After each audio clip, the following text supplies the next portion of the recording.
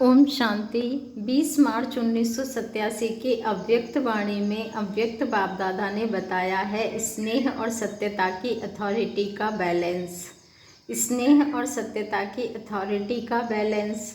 Knowledge की authority सत्यता की अथॉरिटी बनाने वाले विश्व रचयिता शिव बाबा बोले, आज सत बाप, सत शिक्षक, सत गुरु अपने सत्यता के शक्तिशाली सत बच्चों से मिलने आए हैं। सबसे बड़े ते बड़ी शक्ति व अथॉरिटी सत्यता की ही है। सत्य दो अर्थ से कहा जाता है, एक सत अर्थात सत्य, दूसरा सत अर्थात अविनाशी। दोनों अर्थ से सत्यता की शक्ति सबसे बड़ी है। बाप को सत बाप कहते हैं। बाप तो अनेक है लेकिन सत बाप एक है। सत शिक्षक, सतगुरु एक ही है। सत्य को ही परमात्मा कहते हैं, अर्थात परमात्मा की विशेषता सत्य और सत्य है। सत्य अर्थात सत्य है। आपका गीत भी है, सत्य ही शिव है। दुनिया में भी कहते हैं सत्यम शिवम सुंदरम। साथ साथ बाप परमात्मा के लिए सतचित आनंद स्वरूप कहते हैं। आप आत्माओं को सतचित आनंद कहते हैं। तो सत्य शब्द की महिमा बहुत गाई हुई है। और कभी भी कोई भी कार्य में अथॉरिटी से बोलते तो यही कहेंगे, मैं सच्चा हूँ इसलिए अथॉरिटी से बोलता हूँ। सत्य के लिए गायन है, सत्य की नाव डोलेगी लेकिन डूबेगी नहीं। आप लोग भी कहते हो सच तो बिठो नच। सच्चा अर्थात सत्यता की शक्ति वाला सदा नाचता रहेगा, कभी मुरझाएगा नहीं, उलझेगा नहीं, घबराएगा नहीं, कमज़ोर नहीं होगा। सत्यता की शक्ति वाला सदा खुशी में नाचता रहेगा, शक्तिशाली होगा, सामना करने की शक्ति होगी, इसलिए घबराएगा नहीं। सत्यता को सोने के समान कहते हैं, असत्य को मिट्टी के समान कहते हैं। भक्ति में भी जो परमात्मा की तरफ लगन लगाते हैं उन्हों को सत्य संगी कहते हैं, सत्य का संग करने वाले हैं। और लास्ट में जब आत्मा शरीर छोड़ती है तो भी क्या कहते हैं, सत्य नाम संग है। तो सत्य अविनाशी, सत्य सत्य है। सत्यता की शक्ति महान शक्ति है। वर्तमान समय मेजॉरिटी लोग आप सबको देखकर क्या कहते हैं, इन्हों में सत्यता है, तब इतना समय वृद्धि करते हुए चल रहे हैं। सत्यता का भिलती नहीं है, अचल होती है। सत्यता वृद्धि को प्राप्त करने की विधि है। सत्यता की शक्ति से सतयुग बनाते हो। स्वयं भी सत्य नारायण, लक्ष्मी नारायण, सत्य लक्ष्मी बनते हो। यह सत्य ज्ञान है, सत्य बाप का ज्ञान है, इसलिए दुनिया से न्यारा और प्यारा है। तो आज बाप दादा सभी बच्चों को देख रहे हैं कि सत्य ज्ञान की, सत्यता की अथॉरिटी कितनी धारण की है। सत्यता हर आत्मा को आकर्षित करती है। चाहे आज की दुनिया झूठ खंड है, सब झूठ है अर्थात सब में झूठ मिला हुआ है, फिर भी सत्यता की शक्ति वाले विजयी बनते हैं। सत्यता की प्राप्ति खुशी और निर्भयता है। सत्य बोलने वाला सदा निर्भय होगा, उनको कब भय नहीं होगा। जो सत्य नहीं होगा तो उनको भय जरूर होगा। तो आप सभी सत्यता के शक्तिशाली श्रेष्ठ आत्माएं हो। सत्य ज्ञान, सत्य बाप, सत्य प्राप्ति, सत्य याद, सत्य गुण, सत्य शक्तियाँ सर्व प्राप्ति है। तो इतनी अथॉरिटी का नशा रहता है। अथॉरिटी का अर्थ अभिमान नहीं है। जितना बड़े ते बड़ी अथॉरिटी उतना उनकी वृत्ति में रूहानी अथॉरिटी रहती है। वाणी में स्नेह और नम्रता होगी, यही अथॉरिटी की निशानी है। जैसे आप लोग वृक्ष का दृष्टांत देते हो, वृक्ष में जब संपूर्ण फल की अथॉरिटी आ जाती है तो वृक्ष झुकता है अर्थात निर्वाण बनने की सेवा करता है। ऐसे रूहानी अथॉरिटी वाले बच्चे जितनी बड़ी अथॉरिटी उतने निर्माण और सर्वस्नेही होंगे। लेकिन सत्यता की अथॉरिटी वाले निरहंकारी होते हैं। तो अथॉरिटी भी हो, नशा भी हो और निरहंकारी भी हो, इसको कहते हैं सत्य ज्ञान का प्रत्यक्ष स्वरूप। जैसे इस झूठखंड के अंदर ब्रह्मा बाप सत्यता की अथॉरिटी का प्रत्यक्ष साकार स्वरूप देखा ना, उनके अथॉरिटी के बोल कभी भी अहंकार की भासना नहीं देते। मुरली सुनते हो तो कितनी अथॉरिटी के बोल हैं लेकिन अभिमान के नहीं। अथॉरिटी के बोल में स्नेह समाया हुआ है, निर्माणता है, निरहंकार है, इसलिए अथॉरिटी के बोल प्यारे लगते हैं। सिर्फ प्यारे नहीं लेकिन प्रभावशाली होते हैं। फॉलो फादर है ना, सेवा में व कर्म में फॉलो ब्रह्मा बाप है, क्योंकि साकारी दुनिया में साकार एग्जाम्पल है, सैंपल है। तो जैसे ब्रह्मा बाप को कर्म में, सेवा में, सूरज से हर चलन में चलता फिरता अथॉरिटी स्वरूप देखा, ऐसे फॉलो फादर करने वाले में भी स्नेह और अथॉरिटी, निर्माणता और महानता दोनों साथ साथ दिखाई दे। ऐसे नहीं सिर्फ स्नेह दिखाई दे और अथॉरिटी गुम हो जाए, या अथॉरिटी दिखाई दे और स्नेह गुम हो जाए। जैसे ब्रह्मा बाप को देखा, वह अभी भी मुरली सुनते हो, प्रत्यक्ष प्रमाण है। तो बच्चे बच्चे भी कहेगा लेकिन अथॉरिटी भी दिखाएगा, स्नेह से बच्चे भी कहेगा और अथॉरिटी से शिक्षा भी देगा। सत्य ज्ञान को प्रत्यक्ष भी करेंगे लेकिन बच्चे बच्चे कहते नया ज्ञान सारा स्पष्ट कर देंगे। इसको कहते हैं स्नेह और सत्यता की अथॉरिटी का बैलेंस, संतुलन। तो वर्तमान समय सेवा में इस बैलेंस को अंडरलाइन करो। धरनी बनाने के लिए स्थापना से लेकर अब तक 50 वर्ष पूरे हो गए। विदेश की धरनी भी अब काफ़ी बन गई है, बल 50 वर्ष नहीं हुए हैं लेकिन बने बनाए साधनों पर आए हो, इसलिए शुरू के 50 वर्ष और अब के 5 वर्ष बराबर हैं। डबल विदेशी सब कहते हैं हम last so fast so first हैं, तो समय में भी फास्ट सो फर्स्ट होंगे ना। निर्भयता की अथॉरिटी जरूर रखो। एक ही बाप का ज्ञान, एक ही बाप का नया ज्ञान सत्य ज्ञान है और नए ज्ञान से नई दुनिया स्थापन होती है। यह अथॉरिटी और नशा स्वरूप में इमर्ज हो, प्रत्यक्ष हो। 50 वर्ष तो मर्ज रहा, गुप्त रहा, लेकिन इसका अर्थ यह नहीं कि जो भी आवे उनको पहले से ही नए ज्ञान की बातें सुनाकर कंफ्यूज कर दो, मुंझा दो। यह भाव नहीं है। धरनी, नब्ज, समय यह सब देख करके ज्ञान देना, यही नॉलेजफुल की निशानी है। आत्मा की इच्छा देखो, नफ्स देखो, धरनी देखो, लेकिन अंदर सत्यता की, निर्भयता की शक्ति जरूर हो। लोग क्या कहेंगे यह भय ना हो। धरनी बन, बाबा कहते हैं निर्भय बन, धरनी भर बनाओ। कई बच्चे समझते हैं यह ज्ञान तो नया है, कई लोग समझ ही नहीं सकेंगे, लेकिन बेसमझ को ही तो समझाना है। यह जरूर है जैसा व्यक्ति वैसी रूपरेखा बनानी पड़ती है, लेकिन व्यक्ति के प्रभाव में नहीं आ जाओ। अपने सत्य ज्ञान की अथॉरिटी से व्यक्ति को परिवर्तन करना ही है। यह लक्ष्य नहीं भूलो। अब तक जो किया वह ठीक था, करना ही था, आवश्यक था, क्योंकि धरनी बनानी थी। लेकिन कब तक धरनी बनाएंगे और कितना समय चाहिए। दवाई भी दी जाती है तो पहले ही ज़्यादा ताकत की नहीं दी जाती, पहले हल्की दी जाती है, लेकिन ताकत वाली दवाई दो ही नहीं, हल्की पर ही चलाते चलो। यह नहीं करो किसी कमज़ोर को हाई पावर वाली दवाई दे दो, तो भी यह भी रॉन्ग है। परखने की भी शक्ति चाहिए, लेकिन अपने सत्य नए ज्ञान की अथॉरिटी जरूर चाहिए। आपकी सूक्ष्म अथॉरिटी की वृत्ति है, उन्हों की वृत्तियों को चेंज करेगी, परिवर्तन करेगी, यही धरनी बनेगी।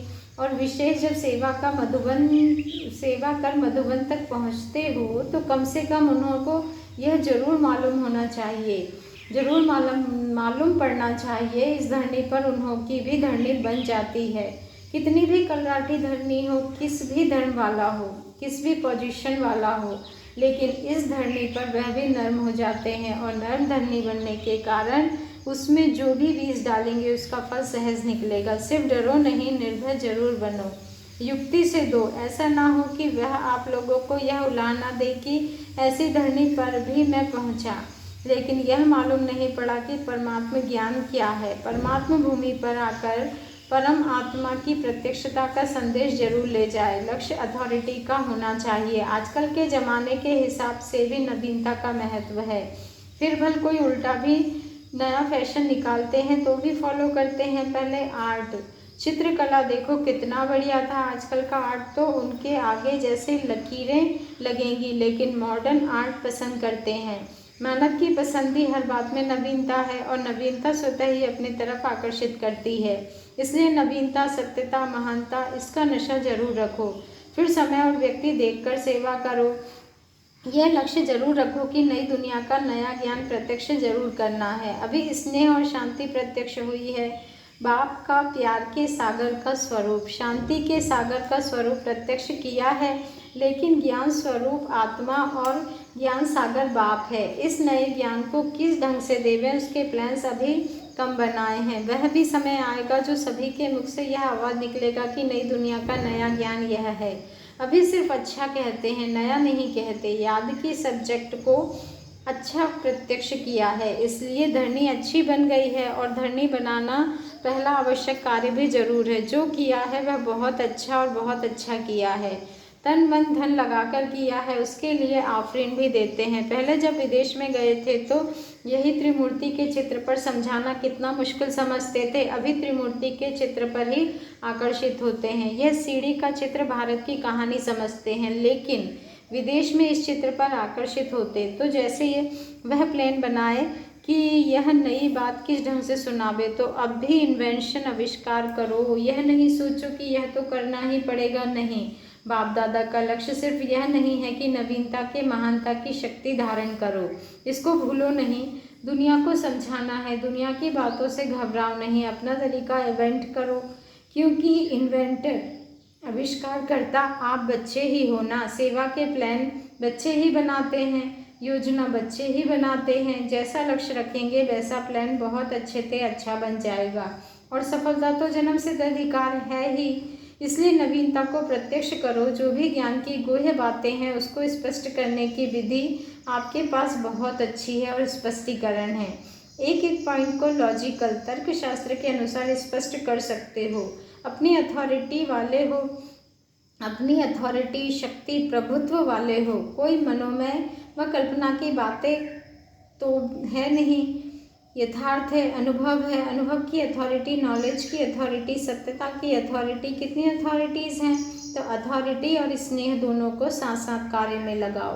बाप दादा खुश है कि मेहनत से सेवा करते करते इतनी वृद्धि को प्राप्त किया है और करते ही रहेंगे। चाहे देश है चाहे विदेश है, देश में भी व्यक्ति और नब्ज देखकर सेवा करने में सफलता है, विदेश में भी इसी विधि से सफलता है। पहले संपर्क में लाते हो, यह धरनी बनती है। संपर्क के बाद फिर संबंध में लाओ, सिर्फ संपर्क तक छोड़ नहीं दो। संबंध में लाकर फिर उन्हों को बुद्धि से समर्पित कराओ, यह है लास्ट स्टेज। संपर्क में लाना भी आवश्यक है, फिर संबंध में लाना है। संबंध में आते आते समर्पण बुद्धि हो जाए कि जो बाप ने कहा वही सत्य है, फिर क्वेश्चन नहीं उठते, प्रश्न नहीं उठते। जो बाबा कहता वही सही है, क्योंकि अनुभव हो जाता तो फिर क्वेश्चन समाप्त हो जाता है। इसको कहते हैं समर्पण बुद्धि, जिसमें सब स्पष्ट अनुभव होता। लक्ष्य यह रखो कि समर्पण बुद्धि तक लाना अवश्य है, तब कहेंगे माइक तैयार हुए हैं। माइक क्या आवाज़ करेगा? सिर्फ अच्छा ज्ञान है इन्हों का नहीं, यह नया ज्ञान है, यही नई दुनिया लाएगा। यह आवाज़ हो तब तो कुंभकर्ण जागेंगे ना, नहीं तो सिर्फ आँख खोलते हैं बहुत अच्छा क्या, फिर नींद आ जाती है। इसलिए जैसे स्वयं बालक सो मालिक बन गए ना, ऐसे बनाओ। विचारों को सिर्फ साधारण प्रजा तक नहीं लाओ, लेकिन राज्य अधिकारी बनाओ। उसके लिए प्लान बनाओ, किस विधि से करो जो कंफ्यूज भी ना हो और समर्पण बुद्धि भी हो जाए, नवीनता भी लगे, उलझन भी अनुभव नहीं करे, नवीनता भी लगे और उलझन भी अनुभव नहीं करे, स्नेह और नवीनता की अथॉरिटी लगे। अब तक जो रिजल्ट रही सेवा की विधि, ब्राह्मणों की वृद्धि रही, वह बहुत अच्छा है, क्योंकि पहले बीज को गुप्त रखा, वह भी आवश्यक है। बीज को गुप्त रखना होता है, बाहर रखने से फल नहीं देता। धरनी के अंदर बीज को रखना होता है, लेकिन अंदर धरनी में ही ना रह जाए, बाहर प्रत्यक्ष हो, फलस्वरूप बने। यह आगे की स्टेज है, समझा? लक्ष्य रखो, नया करना है, ऐसे नहीं कि इस वर्ष ही हो जाएगा। बाबा कहते हैं ऐसा नहीं कि इस वर्ष ही हो जाएगा, लेकिन लक्ष्य बीज को भी बाहर प्रत्यक्ष करेगा। ऐसे भी नहीं सीधा जाकर भाषण करना शुरू कर दो, पहले सत्यता की शक्ति की भाषण दिलाने के भाषण करने पड़ेंगे। आखिर वह दिन आए, यह सबके मुख से निकले। जैसे ड्रामा में दिखाते हो ना, सब धर्म मिलकर कहते हैं हम एक हैं, एक के हैं, वह ड्रामा दिखाते हो। वह प्रैक्टिकल में स्टेज पर सब धर्म वाले मिलकर एक ही आवाज़ में बोले, एक बाप है, एक ही ज्ञान है, एक ही लक्ष्य है, एक ही घर है, यही है। अब यह आवाज़ चाहिए। ऐसा दृश्य जब बेहद की स्टेज पर आए तब प्रत्यक्षता का झंडा लहराएगा और इस झंडे के नीचे सब यही गीत गाएंगे। सबके मुख से एक शब्द निकलेगा, बाबा हमारा। तब कहेंगे प्रत्यक्ष स्वरूप में शिवरात्रि मनाई, अंधकार खत्म हो, गोल्डन मॉर्निंग, सुनहरी प्रातः के नज़ारे दिखाई देंगे। इसको कहते हैं आज और कल का खेल। आज अंधकार, कल गोल्डन मॉर्निंग। यह है लास्ट पर्दा, समझा? बाकी जो प्लान बनाए हैं वह अच्छे हैं। हर एक स्थान की धरनी प्रमाण प्लान बनाना ही पड़ता है। धरनी के प्रमाण विधि में कोई अंतर भी अगर करना पड़ता है तो ऐसी कोई बात नहीं है। लास्ट में सभी को तैयार कर मधुबन धरनी पर छाप जरूर लगानी है। भिन्न भिन्न वर्ग को तैयार कर स्टैंप जरूर लगानी है। पासपोर्ट पर भी स्टैंप लगाने सिवाय जाने नहीं देते हैं ना, तो स्टैंप यहाँ मधुबन में भी लगेगी। बाबा कहते हैं यह सब तो है ही सरेंडर, समर्पित। अगर ये सरेंडर नहीं होते तो सेवा के निमित्त कैसे बनते? सरेंडर हैं तब ब्रह्मा कुमार ब्रह्मा कुमारी बन सेवा के निमित्त बने हो। देश चाहे विदेश में कोई क्रिश्चियन कुमारी व बौद्ध कुमारी बनकर तो सेवा नहीं करते हो, बीके बनकर ही सेवा करते हो ना। तो सरेंडर ब्राह्मणों की लिस्ट में सभी हैं। अब औरों को कराना है, मर्जीवा बन गए, ब्राह्मण बन गए। बच्चे कहते मेरा बाबा, तो बाबा कहते तेरा हो गया। तो सरेंडर हुए ना, चाहे प्रवृत्ति में हो चाहे सेंटर पर हो, लेकिन जिसने दिल से कहा मेरा बाबा, तो बाप ने अपना बनाया। यह तो दिल का सौदा है, मुख का स्थूल सौदा नहीं है, यह दिल का है। सरेंडर माना श्रीमत के अंडर रहने वाली, अधीन रहने वाले। सारी सभा सरेंडर है ना, इसलिए फोटो भी निकाला है ना। अब चित्र में आ गए तो बदल नहीं सकते। परमात्मा घर में चित्र हो गए, परमात्मा घर में चित्र हो जाए, यह कम भाग्य नहीं है। यह स्थूल फोटो नहीं, लेकिन बाप के दिल में फोटो निकल गया। अच्छा, सर्व सत्यता की अथॉरिटी वाली श्रेष्ठ आत्माओं को, सर्व नवीनता और महानता को प्रत्यक्ष करने वाले सच्चे सेवाधारी बच्चों को, सर्व स्नेह और अथॉरिटी के बैलेंस रखने वाले, हर कदम में बाप द्वारा ब्लेसिंग आशीर्वाद लेने के अधिकारी श्रेष्ठ आत्माओं को, सर्व सत्य अर्थात अविनाशी रत्नों को, अविनाशी पाठ बजाने वालों की, अविनाशी खजाने के बालक सो मालिकों को, विश्व रचता सत बाप, सत शिक्षक, सत गुरु का याद प्यार और नमस्ते। और हम रूहानी बच्चों का रूहानी बाप दादा को दिल से याद प्यार, गुड मॉर्निंग और नमस्ते। शुक्रिया बाबा, शुक्रिया। पर्सनल मुलाकात यूके ग्रुप से। स्वयं को संपन्न बनाए, औरों को भी संपन्न बनाने में बिजी रहते हो, व्यस्त रहते हो, लौकिक और अलौकिक डबल सेवा करने के निमित्त बने हुए हो।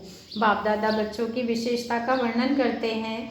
बाप से भी आगे हैं, जो भी सेवा की है वह सब अच्छी की है और आगे भी अच्छे से अच्छी करने के निमित्त बनते रहेंगे। बाप अपने से भी बच्चों को सदैव आगे बढ़ाते हैं। बाप दादा सभी बच्चों को आगे बढ़ाने की युक्ति बताते हैं। वह युक्ति क्या है? सबसे बड़ी युक्ति है सहनशीलता के गुण को अपनाना। जितना सहनशील होंगे, सत्यता की शक्ति होगी, उतना सहज अपना राज्य सतयुग ला सकेंगे। आप सब अनुभव की अथॉरिटी वाली आत्माएं हो। अनुभव की अथॉरिटी वाली आत्मा का प्रभाव बहुत जल्दी पड़ता है। अनुभव की अथॉरिटी बिना सेवा करते तो सफलता बहुत मुश्किल होती। यूके व ओके का टाइटल, पदवी, खिताब बहुत अच्छा मिला हुआ है। ओके लिखते हो तो जैसे बाप का चित्र बनाते हो। ओ अर्थात बाप और के अर्थात किंगडम, राजाई। तो ओके रहने में बाप की याद भी है और वर्षे की भी याद है। तो ओके रहने वालों को ना बाप भूलेगा ना वर्षा भूलेगा। तो जब भी ओके कहो तो बाबा हमारा यही याद आ जाए। अच्छा, सेवा के आधार मूर्त आप लोग हो। माताओं ने आदि में स्थापना में विशेष पाठ बजाया तो खुशी है ना। अच्छा, कुमारियाँ तो है ही श्रेष्ठ भाग्य के सितारे वाली। सभी के मस्तक पर भाग्य का सितारा चमक गया। कुमारियाँ अर्थात तकदीर बना के आई। कुमारियों की महिमा बाप गाते हैं, क्योंकि यह एक एक कुमारी सेवाधारी है। दुनिया वाले कहते एक कुमारी 21 कुल तारने वाली है। बाप कहते एक एक कुमारी विश्व कल्याणी है, विश्व का उद्धार करने वाली है। तो विश्व सेवा के कॉन्ट्रैक्टर, ठेकेदार बन गई। कितना अच्छा जॉब है, काम है। सारे विश्व की आत्माएं कितनी दुआएं देंगी। बाप की भी दुआएं, परिवार की भी दुआएं और साथ साथ विश्व की आत्माओं की भी दुआएं, सर्व की दुआओं के अधिकारी बन गई। अच्छा, भारतवासी भाई बहनों से अव्यक्त बाप दादा की मुलाकात। भारतवासी रहने में समीप हैं, दिल से भी समीप हैं। भारतवासी जगे तब दुनिया जगी। तो भारतवासी बच्चे विश्व कल्याण की नींव हो गए ना। विश्व सेवा की नींव भारत के बच्चे हैं, इसलिए आपका महत्व अपना है। विदेश में रहने वालों का महत्व अपना है। भारत ही लाइट हाउस है, लाइट देने वाले तो आप हो, तो आपका भी महत्व महान है। बाप दादा को हर बच्चा अति स्नेही है, अति लाडला है। अगर औरों को भारतवासी चांस देते हैं तो यह भी त्याग का भाग्य मिलता है। जाता नहीं है, जमा होता है। भारतवासी वैसे तो बेहद के वासी हो, लेकिन निशानी कहने में आती है। भारत का महत्व, भारत की महानता आप लोगों की महानता है, समझा। यहाँ समय और सीजन देखनी पड़ती है, क्योंकि देखने की दुनिया में आते हैं। अगर वहाँ आओ तो फिर टाइम की लिमिट, हद, सीमा नहीं। वहाँ 10 घंटे भी एक एक मिल सकते हैं, यहाँ 10 मिनट भी मुश्किल है, क्योंकि अपना तन तो है नहीं ना, पराया है। जो लोन लिया जाता है वह देना होता है ना, अपना हो तो देने की बात ही नहीं। बाकी हर एक बच्चा बाप को अति प्रिय है। हर एक कोटों में कोई, कोई में कोई है तो विशेष है। बाप दादा हर बच्चे को विशेष आत्मा के रूप में देखते हैं। ऐसे बच्चे भी ऊंचे से ऊंचे हुए ना, सभी श्रेष्ठ हैं और श्रेष्ठ ही रहेंगे, अनेक जन्म के लिए श्रेष्ठ रहेंगे। बाप दादा उसी नज़र से देखते हैं, यह ब्राह्मण आत्माएं सो देव आत्माएं हैं, तो कितने महान हुए, क्या महिमा करें। अच्छा, मधुबन निवासियों से अव्यक्त बाप दादा की मुलाकात। मधुबन निवासियों को कभी किसी न किसी प्रकार से सदा ही प्रसाद मिलता रहता है। सेवा भी दिल से करते हो और प्रसाद भी दिल से मिलता है। सेवा करते हो इसलिए मधुबन में तपस्या भूमि में रहने का अधिकार मिला है। यह अधिकार ही एक महान प्रसाद है। यहाँ की पालना भी महान प्रसाद है। इस भूमि पर सहज याद का जो अनुभव होता है यह भी महान प्रसाद है। तो आप सब प्रसाद ही खाते हो, भोजन नहीं खाते। जो सदा प्रसाद खाए वह क्या हुआ, इतनी पुण्य आत्माएं हुए ना, महान आत्माएं हुए ना। और जो भी यहाँ आते हैं सब महान आत्माओं की नज़र से देखते हैं, तो महान हो, महासेवा के निमित्त हो, क्योंकि महायज्ञ है ना, महायज्ञ की सेवा, यह भी महान सेवा हो गई। स्वयं भी महान, सेवा भी महान, प्राप्ति भी महान, और बाकी क्या रहा। चलते फिरते सारे ब्राह्मण परिवार की मीठी दृष्टि किसके ऊपर पड़ती है, यह भाग्य भी कम नहीं है। हर श्रेष्ठ आत्मा मधुबन में आती है, सारा ब्राह्मण परिवार मधुबन में ही आता है। तो इतने ब्राह्मणों की दृष्टि, इतने ब्राह्मणों की शुभ भावना, शुभकामनाएं सब मधुबन निवासियों को ही प्राप्त होती है, इसलिए सेवा का फल मिल रहा है। अच्छा, मेहनत करके नहीं करते हो, खेल करके करते हो, मेहनत मनोरंजन करके करते हो, यह भी विशेषता अच्छी है। यज्ञ सेवा पुण्य की सेवा समझकर करते हो, इसलिए थकावट नहीं होती, और ही कोई नहीं होता तो अकेले हो जाते हो। अच्छा, कुमारियों के साथ अव्यक्त बाप दादा की मुलाकात। एक एक कुमारी विश्व कल्याणकारी है ना। दुनिया में तो कहते हैं एक एक कुमारी जाकर अपना घर बसाएगी, यहाँ बाप कहते हैं एक एक कुमारी सेवा केंद्र खोल अनेकों का कल्याण करेगी। ऐसी कुमारियाँ हो, लौकिक माँ बाप घर बनाकर देते हैं, उससे तो कीर्ति कला होती है, और अलौकिक बाप पारलौकिक बाप सेंटर खुल कर देते हैं, जिससे स्वोन्नति भी और अन्य आत्माओं की भी उन्नति हो। तो ऐसी कुमारियों को कहते हैं पूजनीय कुमारियाँ, इसलिए अभी तक भी लास्ट जन्म में भी कुमारियों की पूजा करते हैं। ऐसी कुमारियाँ विश्व के आगे कितनी महान गाई जाती हैं। तो सदा स्वयं को विश्व कल्याणकारी समझ सेवा में आगे बढ़ती चलो। कुमारियों को देख बाप दादा बहुत खुश होते हैं, जितनी कुमारियाँ हैं उतने सेंटर खुलेंगे। हिम्मत वाली हो ना, घबराने वाली तो नहीं। पूज्य कुमारियाँ हो, कुमारी शब्द ही पवित्रता का सूचक है, पवित्र का ही पूजन है। सदा स्वयं भी पावन रहेंगी और दूसरों को भी पवित्रता की शक्ति देने का श्रेष्ठ कार्य करती रहेंगी। पवित्रता की शक्ति जमा है ना, तो जो जमा होता है वह दूसरों को दिया जाता है। तो सदैव अपने को पवित्रता की देवियाँ समझो। अच्छा, पार्टियों से अव्यक्त बाप दादा की मुलाकात। अपने को श्रेष्ठ भाग्यवान अनुभव करते हो, क्योंकि सारे कल्प में ऐसा श्रेष्ठ भाग्य प्राप्त होना इस समय ही होता है। इस संगम युग के महत्व को अच्छी तरह से जान गए हो ना। सतयुग में भी इस समय के भाग्य की प्राप्ति का फल प्रारब्ध के रूप में प्राप्त होता है। तो जितना इस समय के महत्व को स्मृति में रखेंगे तो समय की सर्व महानताएं आपके जीवन में प्राप्त करते रहेंगे। सबसे ज़्यादा भाग्यवान कौन है? सभी कहेंगे मैं भाग्य विधाता बाप का बच्चा भाग्यवान हूँ, क्योंकि यह रूहानी नशा है, यह बॉडी कॉन्शियसनेस नहीं है। इसलिए हर एक बाप के बच्चे एक दो से भाग्यवान श्रेष्ठ हो, यह शुद्ध नशा है। इस नशे में भाग्य को देख भाग्य विधाता बाप याद रहता है। इसलिए जहाँ बाप की याद होती है वहाँ बॉडी कॉन्शियसनेस की उत्पत्ति नहीं हो सकती। इसमें नुकसान नहीं, प्राप्ति ही प्राप्ति है। तो सभी इस निश्चय और नशे में रहने वाले हो, इसलिए दुनिया के वाइब्रेशन से तो दूर रहते हो। दुनिया में रहते बाप के पास रहते हो ना। जो बाप के साथ व पास रहते हुए दुनिया के विकारी वाइब्रेशन या आकर्षण के प्रभाव से दूर रहते हैं। तो साथ रहते हो या दूर, मेरा बाबा और इतना प्राप्ति कराने वाला तो कोई और हो ही नहीं सकता। तो फिर साथ कैसे छोड़ सकते हो? या कभी कभी इससे भी स्वतंत्र होना चाहते हो? डबल विदेशी स्वतंत्रता ज़्यादा चाहते हैं ना, यह फ्रीडम नहीं है। सदा बाप के साथ रहना, साथ रहते रहते बाप समान बन जाएंगे। अच्छा, सभी सच्चे सेवाधारी होना। जैसे बाप के बिना नहीं रह सकते, ऐसे सेवा के बिना भी नहीं रह सकते। अच्छा, ओम शांति। शुक्रिया बाबा, शुक्रिया।